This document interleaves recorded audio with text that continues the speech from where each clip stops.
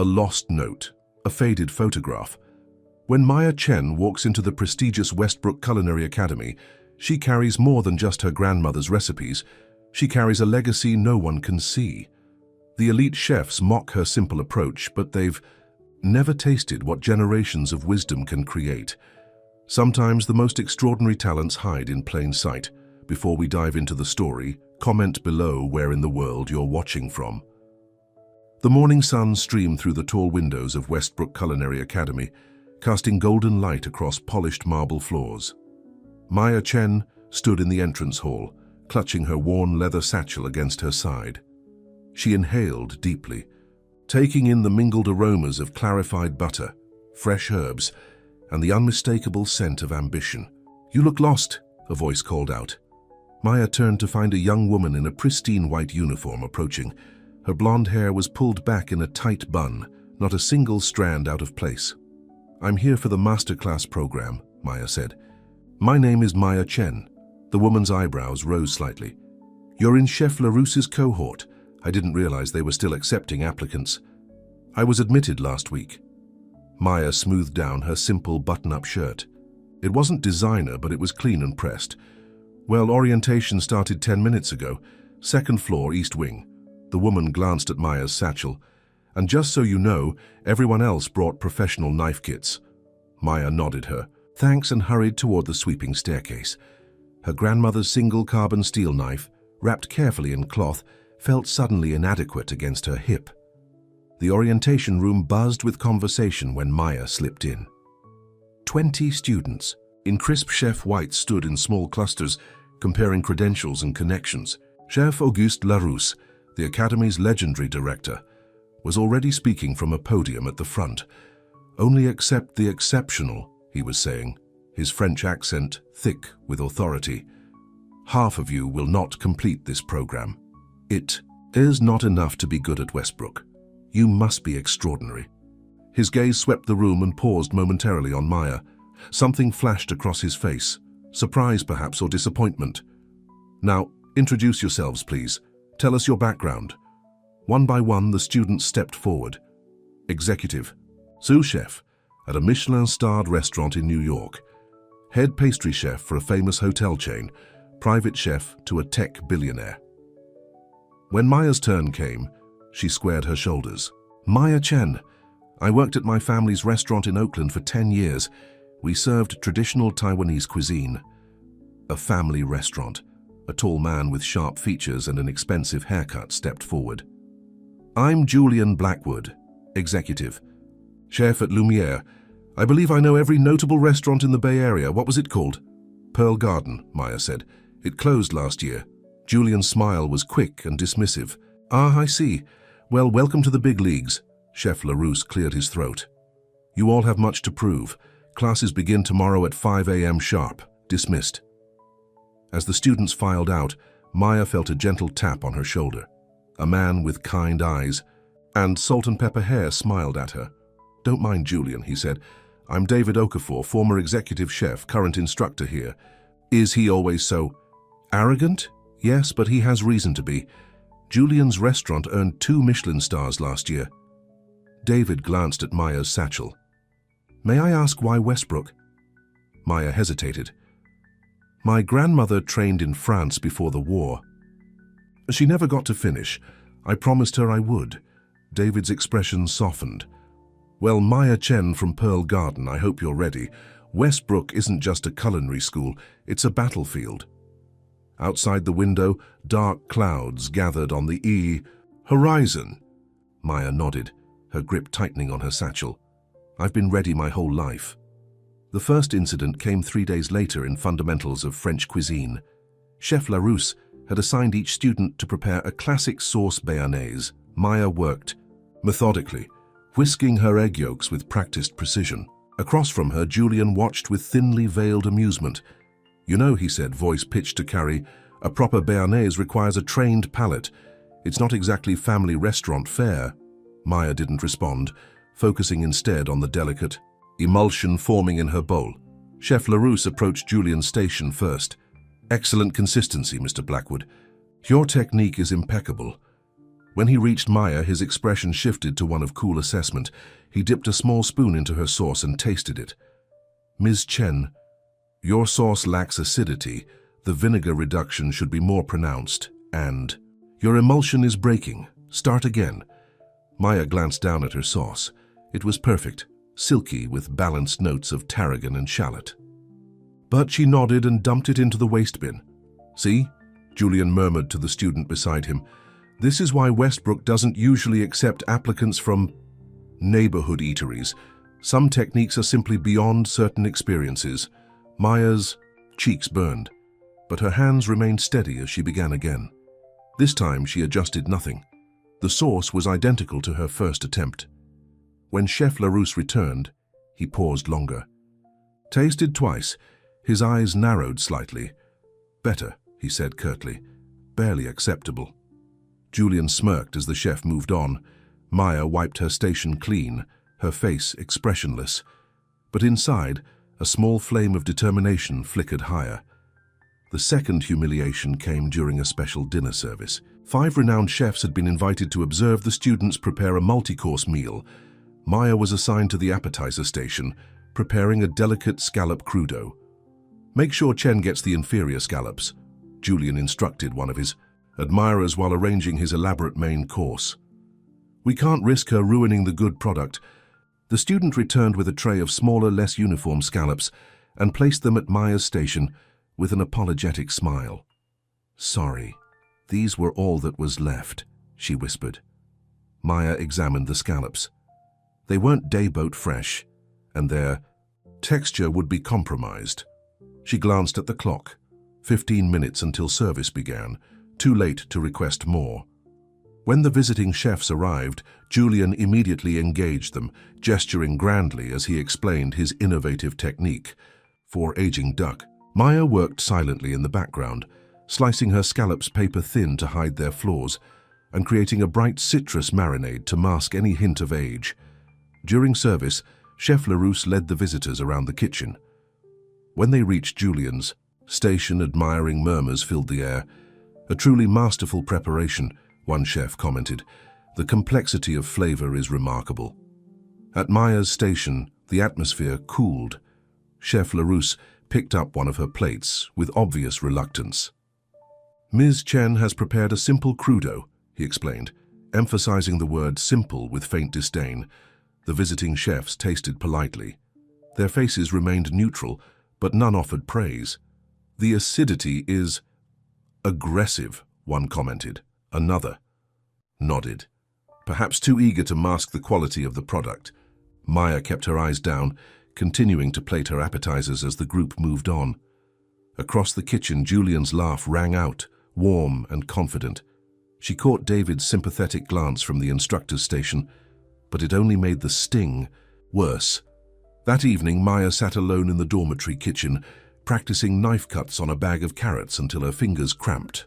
When she finally went to bed at 3 a.m., the trash can overflowed with perfectly identical brunoise. The third incident occurred during the mid-term assessment, a critical evaluation that would determine which students advanced to the specialized tracks. The assignment was deceptively simple.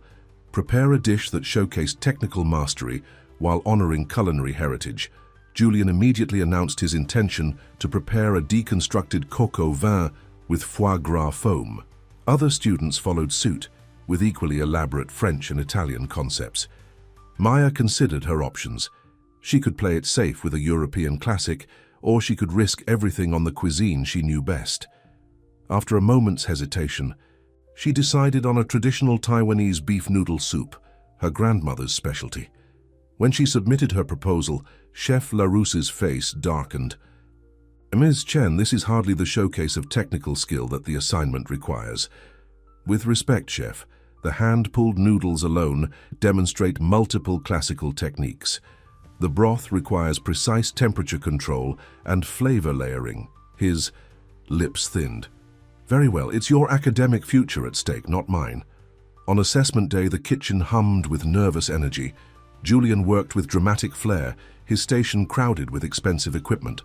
Maya moved with quiet efficiency, her workspace neat and minimalist. When Julian walked past her station, He paused to watch her hands working the noodle dough. "Street food?" he asked, voice dripping with condescension. "Bold choice for a mid-term." Maya continued stretching and folding the dough. "It's not street food. It's 3 days of preparation and 8 different techniques. Well, I'm sure the judges will find it quaint. Some people simply can't elevate beyond their origins." He glanced meaningfully at her simple utensils. "Though you might want to invest in proper equipment if you plan to stay at Westbrook."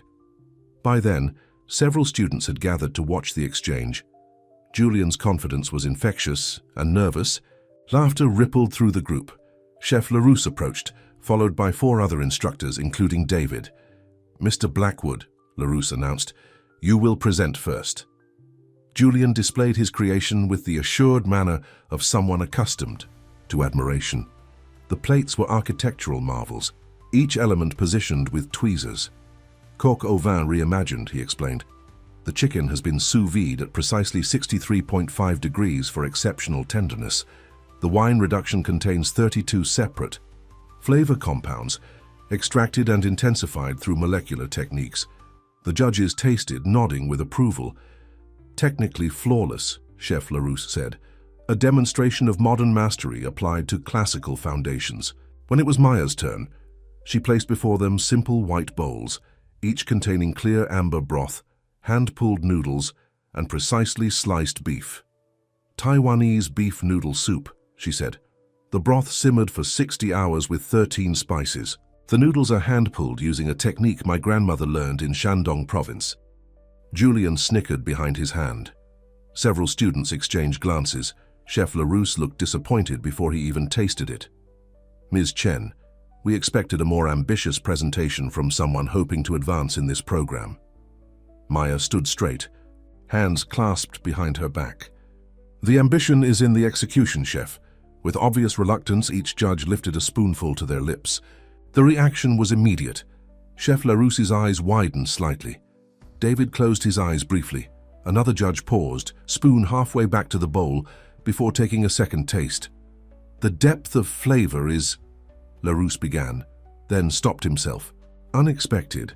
Try the noodles," Maya suggested quietly. The judges complied. The texture was perfect, resilient yet tender, with microscopic air pockets that allowed the broth to cling to each strand. "Where did you learn this technique?" "One," Judge asked. "My grandmother taught me. She trained in France but returned to Taiwan during the war. She combined classical French methods with traditional Chinese techniques." Julian stepped forward, unable to contain himself. "Surely a simple soup can't compare to the technical complexity of modern cuisine. Anyone can make noodles and broth." "Chef." Larousse turned to him with an expression of mild surprise. "Can they, Mr. Blackwood? Perhaps you would demonstrate for us." I specialize in French technique." "Ms. Chen," Larousse interrupted, "would you be willing to guide Mr. Blackwood through your process? A small demonstration for the class." Maya nodded, her heart racing. Of course, a workstation was quickly cleared. Maya provided Julian with dough she had prepared earlier and stood back. "The key is in the pulling technique," she explained. "It requires precise control of tension and release." Julian grabbed the dough confidently and attempted to stretch it. The dough immediately tore. "You're using too much force," Maya said. "It's about feeling the gluten structure, not dominating it." Sweat beaded on Julian's forehead as he tried again with a fresh piece. This time the dough became uneven, thick in some places, and dangerously thin in others. "Perhaps Mr. Blackwood could try the broth assessment instead," suggested David, eyes twinkling. Julian lifted a spoon of Maya's broth to his lips. His expression cycled rapidly through confusion, surprise, and reluctant admiration. "I taste star anise, cinnamon, Sichuan peppercorn," he began, naming the obvious ingredients, "and something else."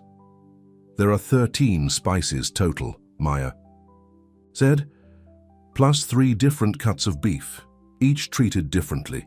The marrow bones are roasted at 450 degrees for exactly 26 minutes before being added to the stock." Chef Larousse cleared his throat. "It seems, Mr. Blackwood, that technical complexity takes many forms, Miss. Chen's dish demonstrates an exceptional understanding of temperature control, timing, and flavor development." The kitchen had fallen completely silent. Every student watched as Julian returned to his station, his confident posture slightly diminished. "We will announce advancement decisions tomorrow," LaRousse concluded. "But I believe we have all learned something valuable today about assumptions and appearances." Maya cleaned her station methodically, aware of the glances now directed her way, not dismissive but curious and reassessing. The next morning, the advancement roster was posted. Maya Chen's name appeared at the top of the specialized Asian cuisine track with a notation, "Additional consideration for International Techniques Fellowship." Julian's name was on the French cuisine track, but without any special notations. He stood before the board, jaw tight, as Maya approached to check her status. "Congratulations," he said stiffly. "Thank you." Maya studied his face. "Your dish was beautiful. But yours was better." He hesitated. "I've never tasted anything like it." "My grandmother would say that's because you haven't been looking in the right places." Julian's cheeks flushed. "I deserved that." "Maybe." Maya allowed herself a small smile. "But if you're interested, I could show you sometime. There's a whole world of techniques beyond what's taught in European kitchens." Julian considered this, pride warring with curiosity on his face. "I might take you up on that." As they spoke, Chef LaRousse approached with David at his side. "Ms. Chen," LaRousse said, "a moment of your time." Maya nodded to Julian and followed the chefs to a quiet corner. "Your performance yesterday has prompted some discussion among the faculty," LaRousse began. "Professor Okafor has suggested a modification to our curriculum." David smiled warmly. "We'd like you to lead a workshop on Asian noodle techniques for the senior students and faculty." Maya's eyes widened. "Me? Teach the instructors?" "Knowledge flows in all directions at Westbrook," LaRousse said, "or at least it should. We have perhaps been limited in our perspective." "I would be honored," Maya said, trying to keep her voice steady. "Excellent," LaRousse nodded briskly. "And one more thing. The International Techniques Fellowship includes a research grant. Should you be selected, what would you propose to study?" Maya didn't hesitate. "The intersection of French and Taiwanese cuisine during the colonial period. My grandmother always said there was an untold culinary history there, techniques that were lost or hidden during the war." "A worthy subject." LaRousse extended his hand. "Welcome to Westbrook, Ms. Chen, truly this time." As they walked away, Maya pulled her phone from her pocket. She scrolled to a photo of an elderly woman standing proudly in a small restaurant kitchen, her eyes bright with the same quiet determination Maya had inherited. "We did it, Nai," she whispered. 6 months later, Maya stood before a packed lecture hall. Projected on the screen behind her was the title of her presentation, "Hidden Techniques, the Forgotten Fusion of East and West." In the front row sat Chef LaRousse, David, and surprisingly Julian, who had become something of a regular at Maya's workshops. "Before we begin," Maya said, "I want to share something with you." She displayed a faded photograph of her grandmother, standing beside a stern-faced French chef in the 1930s.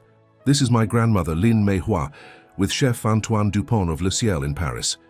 She was one of only 2 Asian apprentices accepted into his kitchen before the war forced her to return to Taiwan." Maya clicked to the next slide, her grandmother's handwritten recipe book, filled with notes in both Chinese and French. What we think of as authentic cuisine often has hidden roots and influences.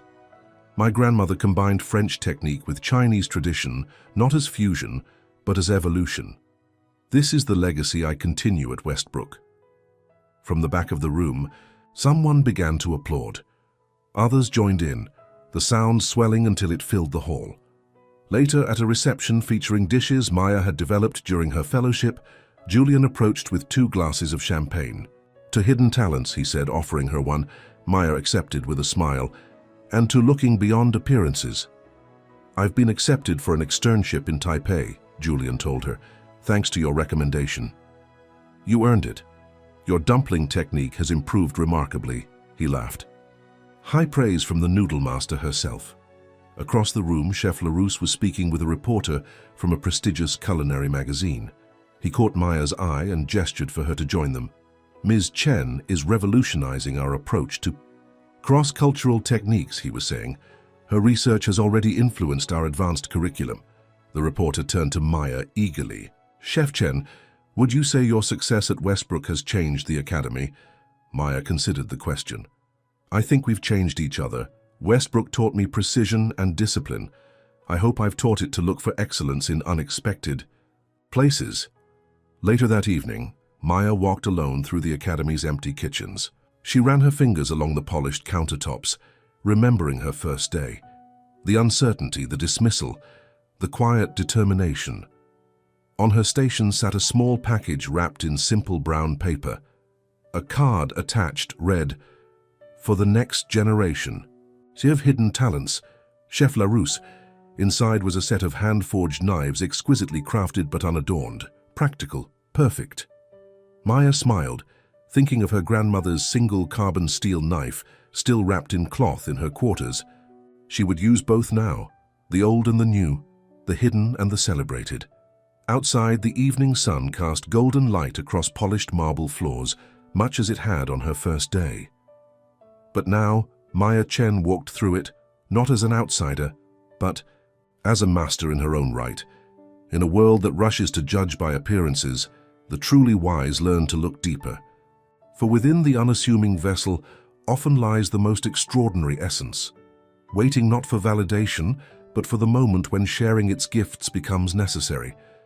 Judge less, discover more, and remember, true mastery rarely announces itself. It simply perseveres until it cannot be denied.